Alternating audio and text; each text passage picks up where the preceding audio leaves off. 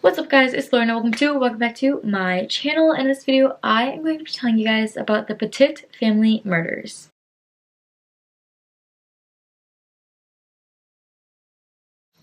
Now I think it's Petit, it might be Petite, P-E-T-I-T.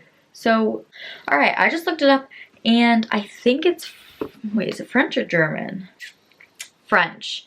So it supposedly means small or little in French, and it's pronounced as Petit. So it sounds like the second T is pronounced, but it's really not.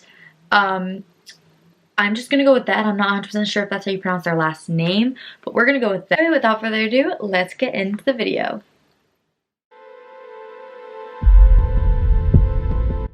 It was July 23rd, 2007, when the town of Cheshire, Connecticut went through something awful. 3 people ended up dead while another was severely injured. On a quiet Sunday the evening before, 48-year-old Jennifer Hawk Petit and her 11-year-old daughter Michaela went to their local Stop and Shop. Michaela was going to make her family dinner, so they went to go get an ingredient. That is where they caught the eye of Joshua Komisarhevsky. I don't know if that's how you pronounce it, but we're just gonna really go for it here. He had a fascination with the family's money, and prosecutors later argued that he also had a very dark interest in Michaela, and he followed the two home.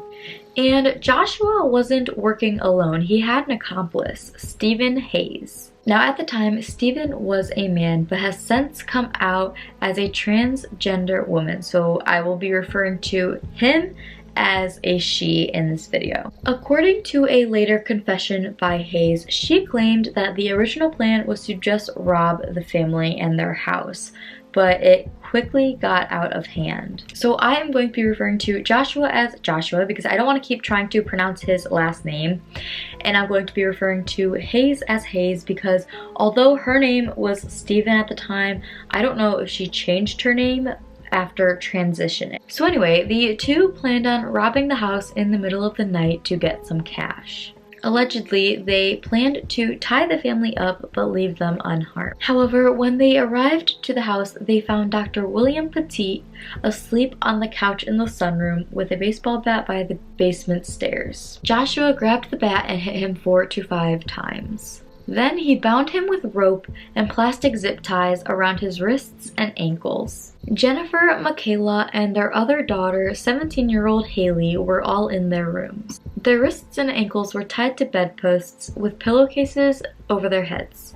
After looking for cash, they moved Dr. Petit to bind him to a support pole. Then Joshua and Hayes went for round 2, and they were getting frustrated looking for cash because they were not having much luck until they eventually found a register check with $40,000. Hayes took Jennifer and brought her to the bank, which added another offense to the list, which was obviously kidnapping. Hayes threatened Jennifer that he would harm her family even more if she didn't remove $15,000. Once she got the money, Hayes took Jennifer back home where she raped and strangled her to death. However, some investigators claim that it's a possibility that Hayes engaged in necrophilia. Meanwhile, Joshua raped young Michaela while documenting it on his phone. After that, they doused both Jennifer's body and the girls, still alive, in gasoline. This was in an attempt to destroy all evidence. Unfortunately, Michaela and Haley died of smoke inhalation. Dr. Petit was able to escape through a hatchway to the cellar. Joshua and Hayes fled the home in the family's car.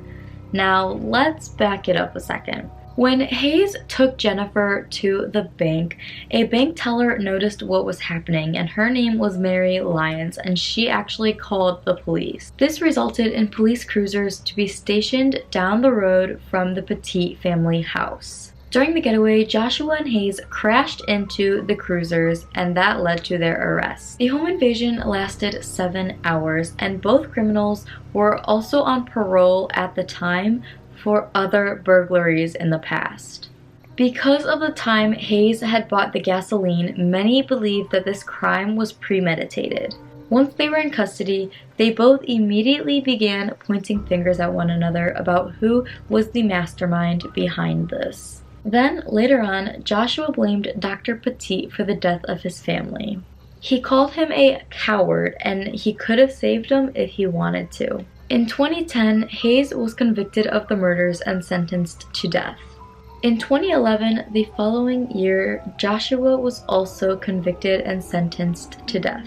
However, they never saw execution, even with protests from the sole survivor. In 2015, Connecticut actually got rid of the death penalty, so both prisoners were sentenced to life in prison. Now we are going to go through a little bit more about the family, because we didn't really get into that much, but I'm going to tell you a little bit about them and small little facts and details. Jennifer was a nurse and co-director of the health center at a private boarding school. Haley did varsity cross country, basketball, and crew.